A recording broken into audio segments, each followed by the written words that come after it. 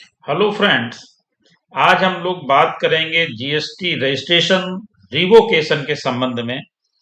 जैसा कि आप लोगों को मालूम है कि अभी तक जीएसटी रजिस्ट्रेशन का रिवोकेशन कराने के लिए हमें जीएसटी ऑफिसर्स के पास जाना पड़ता था और उसके बाद ही जीएसटी ऑफिसर उससे संतुष्ट होने पर जीएसटी रजिस्ट्रेशन का रिवोकेशन करता था।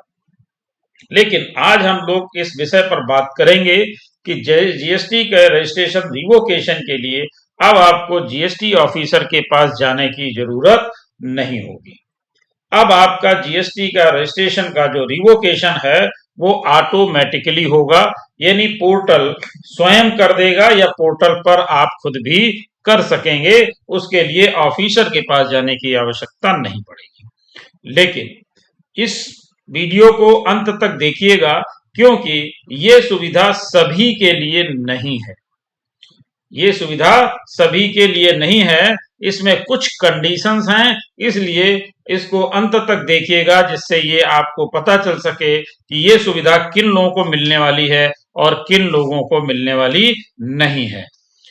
तो एक बहुत अच्छा कदम है सरकार का, क्योंकि मैक्सिमम लोगों को जो प्रॉब्लम होती थी रिवोकेशन से संबंधित वो इससे सॉल्व हो जाएगी। मुझे लगता है कि वीडियो के अंत तक पहुंचते पहुंचते आपको लगेगा कि ज्यादातर प्रॉब्लम हमारी सॉल्व हो रही हैं। कुछ कंडीशन की वजह से कुछ प्रॉब्लम्स आपकी रह सकती हैं। तो आइए देखते हैं। सबसे पहले हम लोग देखेंगे कि कौन सी प्रॉब्लम हमारी सॉल्व होने वाली हैं और कौन सी प्रॉब्लम सॉल्व नहीं होने वाली हैं। देखिए, सबसे पहले हम देखते हैं rule 21A suspension of registration. अब जब हमारा रजिस्ट्रेशन का सस्पेंशन होता है और सस्पेंशन के बाद कैंसिलेशन होता है। पहले क्या होता है? सस्पेंशन होता है और उसके बाद कैंसिलेशन होता है। तो ये उन लोगों के लिए है जिनका सस्पेंशन हुआ है, अभी कैंसिलेशन नहीं हुआ है। देखिए, उसके लिए रूल 21A में इसका जो सब रूल 2A है, इस पे देखते हैं कि ये क्या कहते हैं।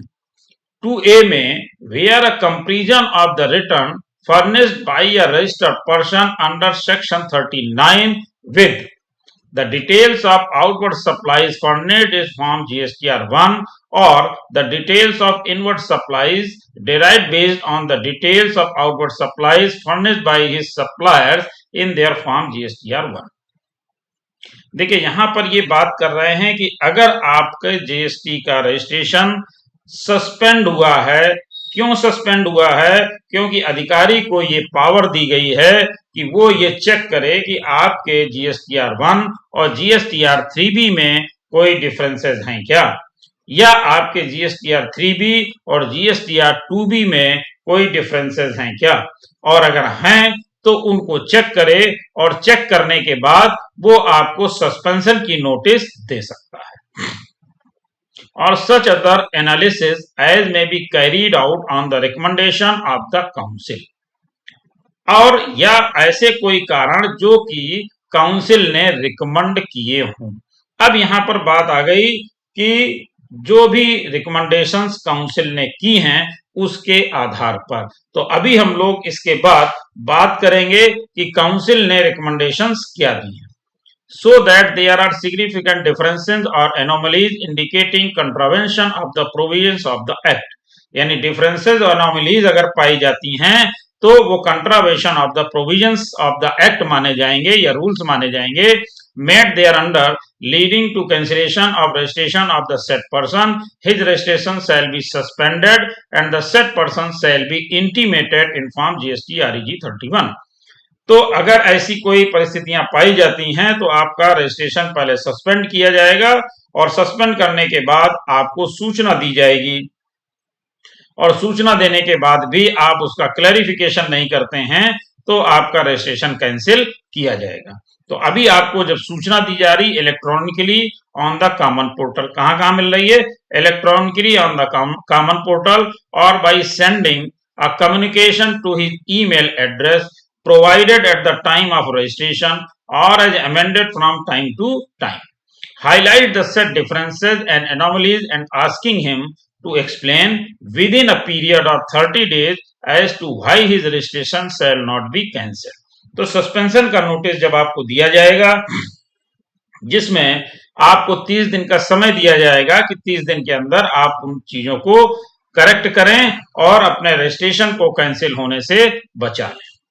तो ये तो बात हो गई इसकी। अब हम लोग बात कर लेते हैं कि इसके संबंध में काउंसिल ने क्या कहा।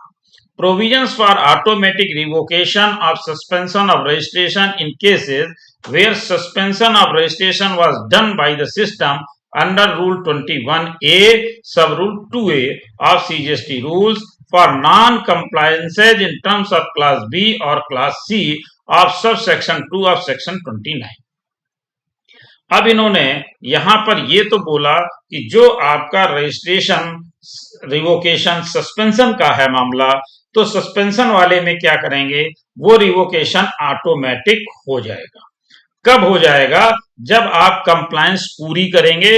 और वो कंप्लायंस क्या है, for non compliance in terms of class B और class C of subsection 2 of section 29, यानी सेक्शन 29 की कंप्लायंसेस में क्लास बी और क्लास सी की अगर आपने कंप्लायंसेस पूरी नहीं की थी, तो अगर वो कंप्लायंसेस आप पूरी कर देते हैं तो आपका ऑटोमेटिक रिवोकेशन हो जाएगा। यानी अगर आपका सस्पेंशन हुआ है और सस्पेंशन के बाद जो सेक्शन 29 है, अभी हम इसको भी देखेंगे 29 में क्या कह रहे हैं, उसको पूरा कर देते हैं तो ऑटोमेटिक हमारा रिवोकेशन हो जाएगा। Continuous non filing of specified number of returns once all the pending returns are filed on the portal by the tax payer amendment rule in 21A। तो ये जो स्पेसिफाइड रिटर्न थे वो अगर आपने फाइल नहीं किए हैं, तो अगर वो फाइल कर देते हैं तो आपका सस्पेंशन जो है वो रिवोकेशन हो जाएगा, वो भी ऑटोमेटिकली। उसके लिए क्या करना होगा, उसके लिए अमेंडमेंट इन रूल 21A आएगा, उससे इसको किया जाएगा। अब हम देख लेते हैं सेक्शन 29 में क्या कहते हैं। 29 cancellation for suspension of registration.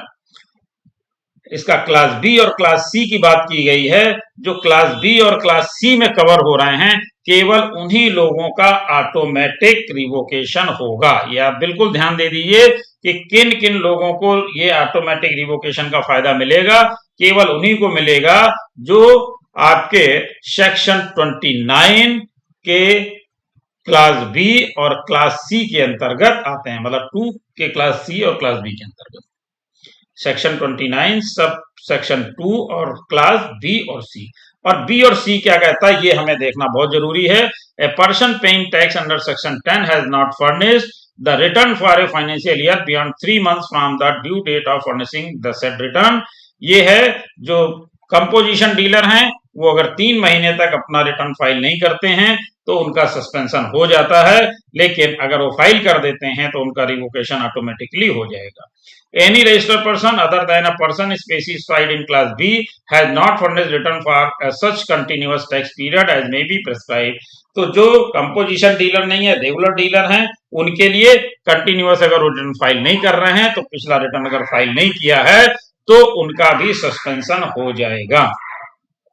देखिए अब यहाँ पर इसका रिजल्ट निकल के क्या आ रहा है, रिजल्ट निकल करके ये आ रहा है कि आपने अगर अपने प्रॉपर रिटर्न फाइलिंग नहीं की है, तो अगर आप कंपोजिशन डीलर हैं तो 3 महीने, रेगुलर डीलर हैं तो 1 महीने, या अपना पिछला रिटर्न अगर आपने फाइल नहीं किया है और नेक्स्ट की ड्यू डेट आ गई है तो अधिकारी आपके रजिस्ट्रेशन को सस्पेंशन में डाल सकता है। तो ऐसी कंडीशन में ज्यादातर मामले आपने देखे होंगे, मैक्सिमम मामले यही हैं जो रिटर्न फाइलिंग ना होने की वजह से सस्पेंड कर दिए जाते हैं। तो अगर आप अपना टाइम से रिटर्न फाइल कर देते हैं तो आपका सस्पेंशन के लिए फिर आपको अधिकारी के पास जाना पड़ता था, तो अब आपको अधिकारी के पास नहीं जाना पड़ेगा। जैसे ही रिटर्न फाइल करेंगे पोर्टल ऑटोमेटिक आपका रिवोकेशन कर देगा। इस तरह का प्रपोजल आया है। अब अभी इसका नोटिफिकेशन नहीं आया है, केवल प्रपोजल है। जब नोटिफिकेशन आएगा तो उसमें और भी चीजें क्लियर हो जाएंगी, लेकिन इस तरह का फायदा आपको मिलने वाला है। Thank you.